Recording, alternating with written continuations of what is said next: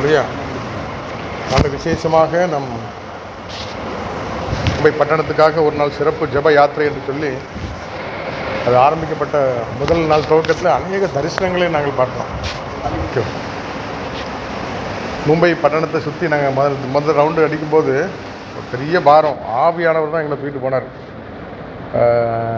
நாங்கள் Benjamin brother ஜோபதெல்லாம் சேர்ந்து அப்படி போகும்போது நிறைய வெளிப்பாடுகள் அப்படியே மின்னலை போட உள்ற மாதிரி சத்ரு இந்த பட்டணத்தில். அதுக்கப்புறம் அடுத்த வருஷமே நிறைய மாற்றங்கள், அளவு தான் வைக்கணுன்ட்டான், சிலையெல்லாம் தூரம் எடுக்கணும்னு சொல்லி நிறைய ஆர்டர் போட்டாங்க.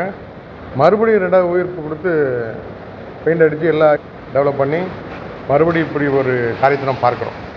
ஆனால் ஆண்டவர் சந்திக்கிறவர், இடைப்படுகிறவர். இந்த நாட்களில் இப்படிப்பட்ட ஒரு சூழ்நிலைக்கு மத்தியில் நம்ம வாசிப்போம். அப்போஸ்தலர் 17வது அதிகாரம் 17, 16, 17.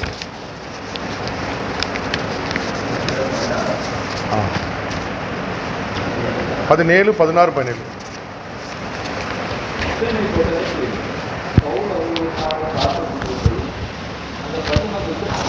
அல்லேலூயா. இந்த வார்த்தையிலே நமக்கு கிடைக்கிற ஒரு ஆலோசனை, அந்த விக்கிரகங்களை பார்க்கும்போது அவனுக்கு எதில் வைராக்கியம் வந்துச்சு? மாம்சத்துலையா? ஆவியில். அப்போ உள்ளான மனிதன் ஒன்று இருக்கிறான், வெளியிலான ஒரு மனிதன் இருக்கிறான். அநேக வேளைகளில் நமக்கு அந்த வைராக்கியம், அந்த வெறி சரீரத்தில் காணப்படுறதை நம்ம பார்க்குறோம். ஆனால் இங்கே நம்ம பார்க்குறோம் உள்ளான மனிதனில் ஒரு வைராக்கியம். அத்தேனே பட்டணத்தில் பவுல் அவர்களுக்கு காத்து கொண்டிருக்கையில் அந்த பட்டணம் விக்கிரகங்களால் நிறைந்திருக்கிறதை கண்டு தன் ஆவில் மிகுந்த வைராக்கியம் அடைந்து, அல்லேலூயா, அந்த பட்டணம் முழுவதும் விக்கிரகங்களால் நிரம்பி இருக்குது. எபேசு பட்டணம் சொல்ல போனால் உள்ளே போய் யாருமே கரைபடாமல் வர முடியாது. விக்கிரகங்க, விபச்சாரம் ரொம்ப பெருகின இடம். ஆனால் ஒரு புறாவை போன்ற ஒரு சாஃப்டான ஆள் யார்? தீமோத்தேயு, தீத்துவங்கெல்லாம் சின்ன விஷயத்துக்கு பயந்துருவாங்க. அப்படி ரொம்ப பயங்கர பலசாலிலாம் கிடையாது. பவுல் மாதிரி ரொம்ப வைராக்கியம் உள்ள ஆள்லாம் கிடையாது. ஆனால் பவுலுக்கு அசிஸ்டண்ட்டாக இருந்த அந்த தீமோத்தேயு, தீத்தெல்லாம் இவர் எப்படி கரைபடாதபடி அந்த விபச்சார வேசித்தனம் நிறைந்த விக்கிரக கோட்டைக்குள்ள போய் வல்லமையாக ஊழியம் பண்ணாரோ, அதுபோல் இவர்களும் கரைபடாதபடி எழும்பி பிரகாசித்தார்கள். அல்லேலூயா. அப்போது இந்த இதுக்கு ஒரு முக்கியமான ஒரு காரணம் உள்ளான மனிதனில் ஒரு பலன்.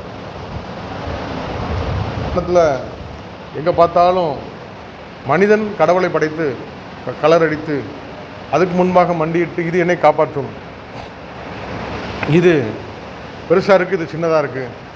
அவன் விலை கொடுத்து வாங்கும்போதே இத்தனை அடிக்கு வேணும், இத்தனை அடிக்கு வேணும், ஒரு அடிக்கு என்ன ரேட்டுன்னு போட்டு தான் வாங்குறான்.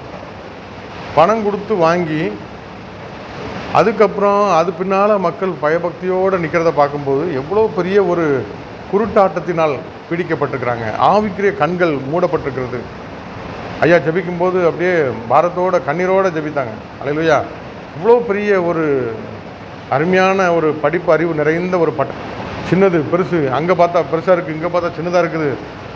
ஒரு இந்திய தேசத்துடைய ஒரு பெரிய தலைவரை நான் வணங்குறேன்னு சொல்லிட்டு நான் ஒரு கைனால் ஒரு அருவருப்பான ஒரு ஏதோ என்னோடய மைண்டில் தேவைப்படுற மாதிரி வடிவமைச்சு இதான் நம்ம இந்த தேசம் நம்மளை விடுவாச்சுமா? எவ்வளோ பெரிய தண்டனை கொடுக்கும். ஆனால் வானத்தை பூமிப்படுத்த சர்வ வல்லமுள்ள தேவன் விதவிதமாக ஒரு அலங்கோலமாக அவர்கள் உண்டாக்கி அது இதான் கடவுள்னு சொல்லி காட்டுறான். யார் தயார் பண்ணனா? மனுஷன் தயார் பண்ணான். கடவுளை தயார் பண்ணக்கூடிய மனுஷனை தயார் பண்ணக்கூடிய கடவுள் மனுஷனை காப்பாற்ற முடியுமா? அல்லேலூயா. நம்ம கிறிஸ்தவத்தில் கூட நிறைய சிலைகள் வழிபடுற ஜனங்கள் உண்டு.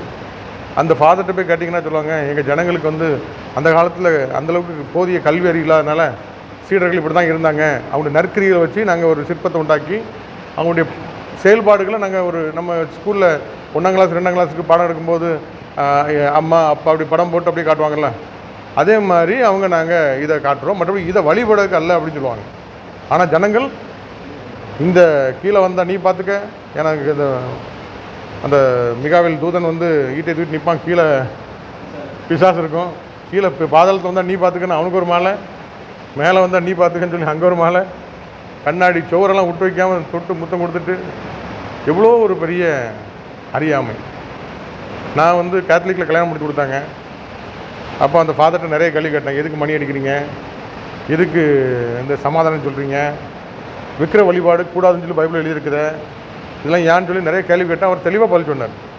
எங்கள் சபைக்கு நிறைய புறஜாதி மக்கள் வருவாங்க, அந்நிய தெய்வத்தை எப்படிலாம் வணங்குவாங்களோ அதெல்லாம் பார்த்து அவங்க வந்து எப்படி வழிபடுவாங்களோ அதே மாதிரி நம்ம மக்களும் பின்னால் போய் வழிபட ஆரம்பிச்சிட்டாங்க. மற்றபடி நாங்கள் கற்றுக் கொடுக்கல, இதை எப்படி தொட்டு முடியணும், இப்படி சுற்றி வரலாம் நாங்கள் கற்றுக் கொடுக்கல. அப்போ மணி எதுக்கு அடிக்கிங்கன்னு கேட்டேன். அந்த அப்பம் பிக்கிற வேலை ஒரு புனிதமான ஒரு நேரம், எனக்காக ஆண்டவர் பிற்கப்பட்டாருங்கிற அந்த ஒரு தருணத்தை எல்லோரும் கான்சன்ட்ரேஷனும் ஒருமுகப்படுத்தி ஆண்டவருடைய நினைவுறணும் அப்படிங்கிறக்காண்டி ஒரு சபையெல்லாம் கேத்தலிக் சபை நல்ல பெரிய சபையாக இருக்கிறனால அந்த நேரத்தில் ஒருத்தன் பேசிகிட்டு இருப்பான், சிரிச்சிட்டு இருப்பான், அங்கங்கே தரமாட்டான். அந்த மணி அடிக்கும்போது டக்குன்னு ஒரு கான்சன்ட்ரேஷன், இது அப்பம் பிக்கிற வேலை, இது பைபிளில் எழுதப்பட்டாலும் அது ஏற்றுக்கொள்ளக்கூடிய கருத்தாக இருக்குது. அல்லேலூயா. அதுபோல் உங்கள் உறவுக்குற நீங்கள் சமாதானமாக இருங்கள். சண்டை போட்டு போய் சமாதானம் இருக்கணும், நம்ம சம்மந்தமே இல்லாத ஆள்கிட்ட போய் சமாதானம் சொல்லிகிட்டு இருக்கோம். அல்லேலூயா. இப்படி நிறைய காரியங்கள், நல்ல காரியங்களை அவங்களுக்கு போதிக்க முடியலை, சொல்ல முடியல. திடீர்னு போய் ஜாஸ்தி அல்லேலூயா சொன்னாலே இங்கேருந்து எவனோ பாஸ்டர் வந்துட்டான்னு சொல்லிட்டு ஜனங்கள் இப்போ திடீர்னு அவங்க ரொம்ப வைராக்கியமாக இருக்கிறவங்கனால அதை இந்த சிலையெல்லாம் தூரம் எடுங்க. போப்பு அவர் ஃப்ரான்சிஸா இல்லை, அவருக்கு முன்னால் இருந்தார்ல 2ஆம் ஜான் பால், அவர் விக்கிரகத்தெல்லாம் கொஞ்சம் ஒதுக்கி வைங்க அப்படின்னார், ஆர்டர் போட்டார். ஸ்ட்ரெயிட்டாகவே சொன்னார். அவர் கொஞ்சம் அபிஷேகத்தில் நிரம்பின ஒரு பெரிய போப்பு. ஆனாலும் ஜனங்கள் அதில் ரொம்ப ஈடுபாடு இருக்கிறதுனால முற்றிலுமாக அகற்ற முடியாத ஒரு சூழ்நிலை. மறுபடியும் அது உயிர் பெறுது. இந்த அடிக்கப்பட்ட பாம்பு மறுபடியும் காற்று வாங்கி பலன் அடைஞ்ச மாதிரி அது தந்திரம் உள்ளது, மகா தந்திரம் உள்ளது. நம்ம பட்டணத்துலேயும் கூட இப்படிப்பட்ட ஒரு சம்பவத்தை நம்ம பார்க்குறோம். கையினால் உண்டாக்கப்பட்ட, பைபிளில் சொல்லப்பட்டிருக்குது, வானம் எனக்கு சிங்காசனம், பூமி எனக்கு பாதப்படி. அவ்வளோ பெரிய ஆண்டவர், அவருக்கு சிலையே பண்ண முடியாது. அவ்வளோ பெரிய உருவத்தை நீங்கள் போய் பண்ண முடியுமா? எங்கும் நிறைந்திருக்கிறவர், எங்கும் மனிதர் உன்னை தேடி இரவும் பகலும் அலைகின்றார். எங்கும் எழுவது உன்குரலாம் எனினும் செவிடர் கேட்பாரோ, எங்கும் உள்ளது உன் உருவம் எனினும் குருடர் காண்பாரோ, எங்கும் என்றும் எவ்வுயிருக்கும் எல்லாமான இறைவனேன்னு சொல்லி தமிழ் செய்யுள்ள நாங்கள் படிச்சிருக்கிறோம்.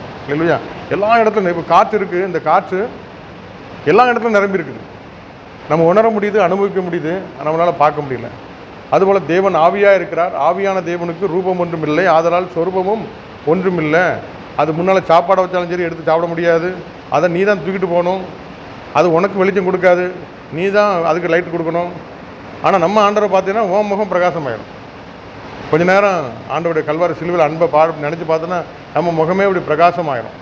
அவரை நோக்கி பார்த்த முகங்கள் பிரகாசம் அடைந்துன்னா அவருடைய முகம் வெட்கப்பட்டு போகவே இல்லை. ஆனால் இங்கே சீரியல் போட்டு லைட் போட்டு கலர் போட்டால் தான் அதுக்கு வெளிச்சம் இருக்குது. கல்லிக்குள்ள மாத்திரம் கடுமையான அடியாக இருக்கும். அதில் எவ்வளோ மக்கள் பாதிக்கப்படுறாங்க, எவ்வளோ பொல்யூஷன், எவ்வளோ வயதான பெற்றோர்கள் வீட்டில் இருப்பாங்க, வியாதியோடு இருப்பாங்க. இது வந்து ஒரு மக்களை வழி பண்ண போகிற ஒரு அப்படிப்பட்ட ஒரு எல்லாம் அநேக காரியங்களை கொண்டு நம்ம பார்க்குறோம். அவன் பண்ணுறான், இந்த வருஷம் எங்கே வீட்டுக்கு நானும் பண்ணணும். இப்படிப்பட்ட ஒரு சூழல். இது எதை குறிக்கிறது? முதல்ல இந்த விக்கிரம் உண்டாக்குனது யார்? நம்ம இஸ்ரேல் ஜனங்கள் தான். பாஸ்டர் கொஞ்சம் ஆண்டவர்கிட்ட மலையில் போய் பேச போயிட்டார். கீழே நம்ம ஆட்கள் காதணிகள் எல்லாத்தையும் கொண்டு போய் உருக்கி கண்ணுட்டியை ரெடி பண்ணிட்டாங்க. எங்களுக்கு ஒரு கடவுள் வேணும். அந்த மலையே பற்றி எரியுது. விக்கிரகத்துக்கும் ஆண்டவருக்கும் அவ்வளோ ஒரு அருவருப்பு. அவருடைய கோபம் பற்றி எரிகிறது மலையில். மோசையை பார்த்து சொல்கிறார், ஊழியக்காரனை பார்த்து சொல்கிறார், நீ சீக்கிரமாக கிளப்போ, ஜனங்கள் இந்த மாதிரி காரியங்களை பண்ணிகிட்டு இருக்கிறாங்க. அப்போ அவருடைய கோபம் அந்தளவுக்கு மலையே பற்றி எரியுதுன்னா எவ்வளோ பெரிய ஒரு காரியம். அப்போ நம்முடைய தேசத்தில், நம்முடைய பட்டணத்தில் இப்படிப்பட்ட காரியங்கள் நடக்கும்போது தேவனுடைய கோபாய்க்கு நேராக, அழிவுக்கு நேராக இப்படிப்பட்ட சூழல் உண்டாகுது. எப்படி ஆதியாகமம் 3ஆம் அதிகாரத்தில் சர்ப்பம் மகா தந்திரம் உள்ளது. அது டைரக்டாக போய் ஆதாம் ஏவாளை தேவனிடத்துலேருந்து பிரிச்சுதா? இப்படி சொன்னதுண்டோ நடந்திருக்கு. எவ்வளோ பெரிய யாரும் பண்ணாத வேலையெல்லாம் பண்ணியிருக்கு. இதுதான் வஞ்சிக்கிற ஆவி. சர்ப்பம் மகா வஞ்சிக்கிறது. வஞ்சிக்கும். எப்படி வந்துச்சுன்னே தெரியாது. ஆவியானவர் வரும்போது ஆர்ப்பாட்டமாக வருவார். ஆனால் நம்ம பாவம் செய்யும்போது தேவனுக்கு விரோதமான ஜெப ஆவியில் நம்ம குறைபட்டு போகும்போது எப்போ போனார்னே தெரியாது. ஆனால் பிசாசு மாத்திரம் எப்போ வந்துச்சுனே தெரியாது. ஆனால் போகும்போது மாத்திரம் அலறி அடித்து உருண்டு கூப்பாடை போட்டுட்டு வெளியில் போகும். அல்லேலூயா. அப்போது இந்த இதுக்கு ஒரே ஒரு சொல்யூஷன் என்ன? எபேசியர் 3ஆம் அதிகாரம் 16வது வசனம். எபேசியர் 3:16.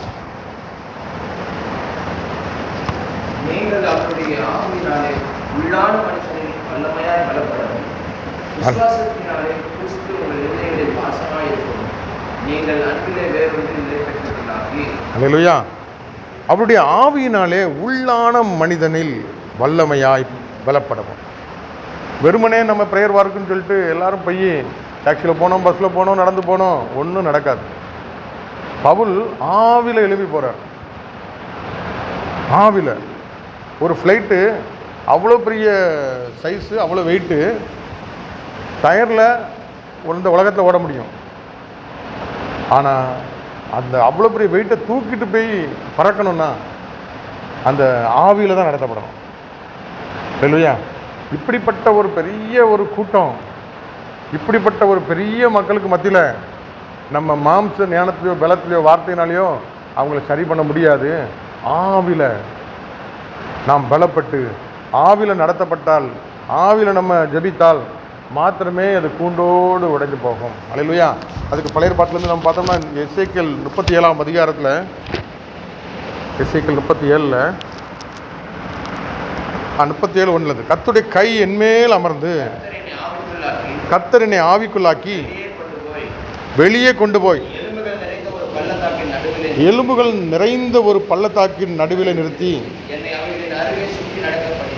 என்னை அவைகளின் அருகே சுற்றி நடக்க பண்ணினார். இப்போ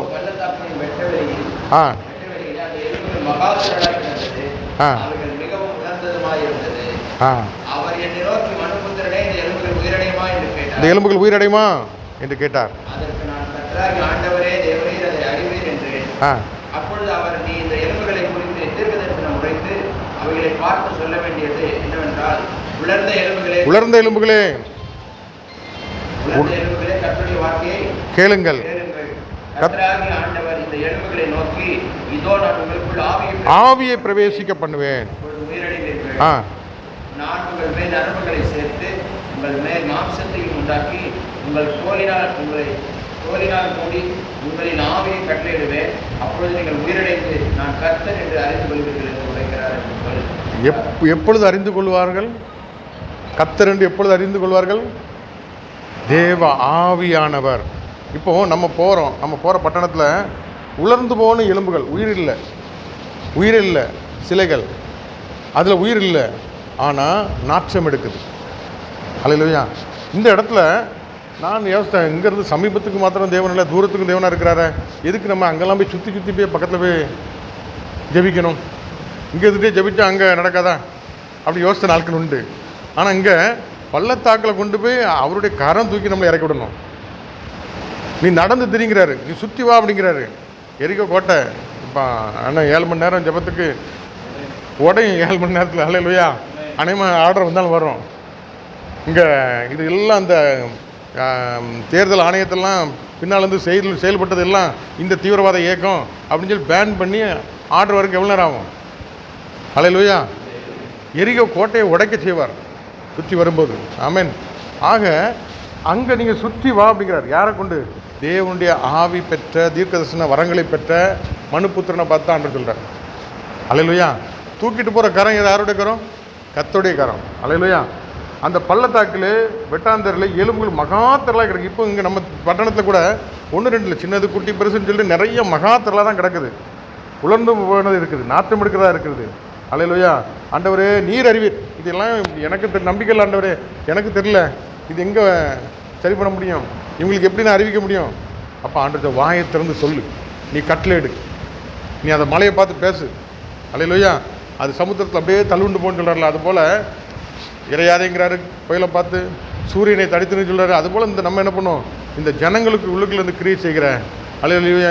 இந்த சிலைகளுக்கு பின்னால் இருந்து கிரியை செய்கிறேன், ஜனங்களை வஞ்சிக்கிற, குருட்டாட்டம் பண்ணி கட்டி வைத்திருக்கிறேன், இந்த காரியங்களை குறித்து நாம் தீர்க்கதரிசனம் உரைக்கும் போது, வாயினால் நம்ம சொல்லும்போது, அல்லேலூயா, ஆவி பிரவேசிக்க பண்ணுவேன், அப்பொழுது உயிரடைவீர்கள்.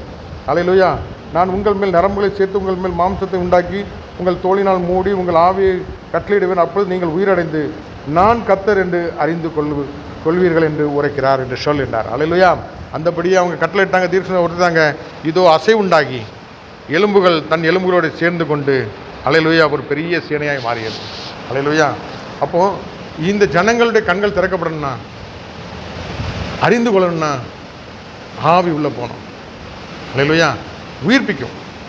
அந்த ஜனங்களுக்குள்ள அந்த மரித்து போன செத்து கிடக்கிற நாச்சம் எடுக்கிற ஆவி தூர போய் புதிய ஆவி வந்தோடனே புதிய சிந்தை, புதிய பார்வை, அதுக்கப்புறம் உயிரடைந்து அவர்கள் தேவனை அறிய பெறுவார்கள். அல்லேலூயா.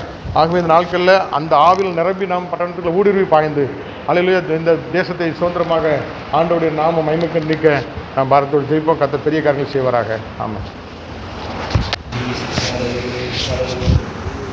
பரிசுத்தரே நன்றியோடு துதிக்கிறோம், சோதரிக்கிறோம். இந்த நாளில் ஆண்டவரே, நாங்கள் உள்ளாத மனுஷனில் ஆண்டவரை நாங்கள் யூதா நிறுவனத்தில் வாசிக்கிற ஆவிகளை ஜெபம் பண்ணி என்று சொல்லி ஆண்டவரை எசேக்கியேலை நாங்கள் வாசிக்கிறோம். உள்ளவர்கள் எழுப்புகள் கிடக்கிற ஆண்டவரை அந்த பள்ளத்தாக்கின் நடுவே உடைய தீர்க்கதரிசியை கொண்டு போய் தகப்பனே அந்த உலர்ந்த எழுப்புகள் உயிரிடையுமா என்று கேட்டபோது ஆண்டவரே எசேக்கியேல் தீர்க்கதரிசி சொல்ற தேவரீர் அதை அறிவீர் என்று சொல்லி ஆண்டவர் நிலவரமும் அப்படிதான் இருக்கு. ஆண்டவரே அப்பா, இது விக்கிரகங்களால் நிறைந்து கிடக்கிற அந்த பட்டணம் ஆண்டவரை உலர்ந்த அனுபவத்தில் இருக்கிற எங்கள் ஜனங்கள் ஆண்டவரே உயிரழிவாங்களான்னு சொல்லி நீங்கள் எங்களை கொண்டு வந்து இந்த இடத்துல விட்டுருக்கிறீங்க. ஆண்டவர் நாங்கள் அப்படி தான் பார்க்குறோம். ஆண்டவரே இந்த பட்டணத்தில் ஆண்டவரே உங்கள் ஆவியை ஊற்றுவீங்க. ஆண்டவரே ஒரு பின்மாறி எழுப்பதில் கட்டளையிடுவீங்கன்றதை நாங்கள் விசுவாசிக்கிறோம். ஆண்டவரே எசேக்கியேல் ஆண்டவரே 37:14 நாங்கள் வாசிக்கிறோம். என் ஆவியை உங்களுக்குள்ள வைப்பேன், நீங்கள் உயிரிழவீர்கள், நான் உங்களை தேசத்தில் வைப்பேன்னு சொல்லி ஆண்டவரே அப்பொழுது நான் கர்த்தர் என்று அறிந்து கொள்வீர்கள் என்று சொன்னீங்களேன். அந்த வார்த்தையின்படியாகவே பட்டணம் ஆண்டவரை உயிர்ப்பிக்கப்படுது. ஆசரை கொண்டு எங்களுக்கு நீங்கள் கொடுத்த வார்த்தைக்காக நன்றி செலுத்துகிறோம்.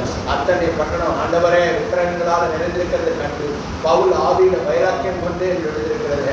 அப்படிப்பட்ட ஆவிக்குரிய வைராக்கியம் எங்களுக்கு வரணும். ஆவியில ஒரு வைராக்கியம் வரணும். மாம்சத்துல இல்லப்பா, ஆவியில ஆண்டவரை நான் இந்த தேசத்தை பார்க்கணும், ஆவியில இந்த பட்டணத்தை பார்க்கணும், ஆவியில ஆண்டவரை இந்த மனிதர்களை பார்க்கணும், ஆவியில இந்த சூழ்நிலைகளை ஹேண்டில் பண்ண எங்களுக்கு எனக்கா பாராட்டுங்கன்னு சொல்லி செபிக்கிறோம். என்ன நோக்கத்துக்காக இந்த பட்டணத்துக்கு அழைத்து வந்தீங்களோ அந்த நோக்கத்தை நிறைவேற்றி முடிக்க ஆண்டவரேன்னு சொல்லி செபிக்கிறோம். விசேஷமா தகப்பனே ஆண்டவரை நாங்கள் தனியாக போராடுறது போதும். ஆண்டவரே ஆவியானவரை உங்களோடு கூட உறவாடி தகப்பனே இந்த பட்டணத்துல ஜெயம் கொள்ள எங்களுக்கு எனக்கா பாராட்டுங்க. ஆண்டவர் சொல்ற வார்த்தை, தனியா போராடாத, தனிமையில உறவாடினா ஒரு ஜெயம் உண்டு.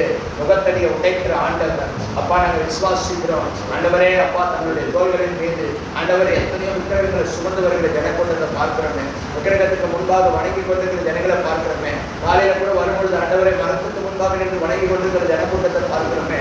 அப்பா அவருடைய கண்கள் திரட்டப்படுவதாக ஆசிரியர் கொண்டு ஆண்டவரை இந்த ஆவியில வைராக்கியங்கள் சத்தியத்தை எங்களுக்குள்ள வச்சுங்களே, நமக்கு நன்றி ஆண்டவரே. ஆண்டவரை அநேக காரியங்களுக்கு நாங்கள் ஜெபிச்சிருக்கிறோம். ஆண்டவரை தொடர்ந்து ஜெபிக்க என்னுடைய பலன் தாங்க. மாம்சத்துல நாங்கள் ஜெபிச்சா சோர்ந்து போயிடுவோம். ஆண்டவரே ஆவியில ஜெபிக்கும் பொழுது உங்களோட கூட இணைந்து உறவாடி ஜெபிக்கும் பொழுது அநேக காரியங்களை ஜெபிக்க வைப்பீங்க. ஆண்டவரே நாமத்துக்கு மகிமை உண்டாக வந்திருக்கிற ஒவ்வொரு ஊழியர்களையும், உங்களுடைய குடும்பங்களையும், உங்களுடைய திருச்சபைகளையும் ஆண்டவரை அவர் செய்கிற ஊழியத்திலையும் உங்களுடைய வல்லமையான கடமை இருக்கட்டும்னு சொல்லி ஜெபிக்கிறோம். ஆண்டவரை தேவனுடைய ஆளுமை இந்த ஒவ்வொருடைய குடும்பத்தின் மேலே இருக்கட்டும்னு சொல்லி ஜெபிக்கிறோம். ஆண்டவரை நீங்க வராத ஊழியர்களையும் உங்களுடைய ரத்தப்படைகளை ஒப்புக்கொண்டு ஜெபிக்கிறோம். அவர்களே நினைவுகூர்ந்து ஜெபிக்கிறோம். ஆண்டவரை அவருடைய குடும்பத்திலும் தெய்வீக சமாதான, தெய்வீக பாதுகாப்பு உண்டாயிருக்கும். ஆண்டவரே இந்த நாளில் எங்களுக்கான மன்னாவை கொண்டு வந்த உங்களுடைய தாசரை உங்களுடைய ரத்தப்படைகளை ஒப்புக்கொடுக்கிறோம். ஆண்டவரை இன்னும் வெளிப்பாடு கொடுத்துப்பா, இன்னும் உங்களுடைய நாமத்தை மகிமைப்படுத்துகிற பிள்ளையாக எழுப்புங்க. தேசத்துக்கு ஆண்டவரை ஆசீர்வாதங்களை பாத்திரமா பயன்படுத்துங்கன்னு சொல்லி ஜெபிக்கிறேன். அவருடைய பிள்ளைகள் எல்லாம் ஆண்டவரை அப்பா ஆசீர்வதிங்க, ஊழியத்தை ஆசீர்வதிங்க, சிஸ்டர் ஆசீர்வதிங்கன்னு சொல்லி ஜெபிக்கிறோம். உன்னத தேவனுடைய கரம் கொண்டு பெற்றோம் ஜெபிக்கிறேன். அதே உங்களுடைய கரத்தில் ஒப்பு கொடுக்கிறேன், ரத்தப்படைகளை ஒப்புக்கொண்டு ஜெபிக்கிறேன். யாருடைய குடும்பங்களையும் ஆண்டவரைகளுடைய எல்லைகள், ஊழியத்தின் எல்லைகள், குடும்பத்தின் எல்லைகள், பிள்ளைகள் செல்கிற காலேஜ், ஆண்டவர் ஸ்கூல்ஸ், ஆண்டவரே அவங்க வேலை செய்கிற பணித்தளங்கள் எல்லாவற்றும் கரத்தில் ஒப்பு கொடுக்கிறேன். ஒரு வேலை ஊழியத்தில் இருப்பாங்க, ஊழியத்தில் இருக்கிற பிள்ளைகளுடைய ரத்தப்படைகளை ஒப்புக்கொண்டு ஜெபிக்கிறோம். நீங்க பெரிய காரியங்கள் செய்யணும், ஆசீர்வதிங்க. ஆண்டவரே அடுத்த வாரம் வருவாரையில் உங்களுடைய நன்மை குறைமை எந்த சூழ்நிலை வழிநடத்தும். ஆண்டவரை இன்னும் ஆவியில நாங்கள் பலப்பட கட்டுறது எனக்கு பாராட்டுகிறேன். இயேசு கிறிஸ்துவின் நாமத்தில் ஜெபிக்கிறோம். ஆமென், ஆமென்.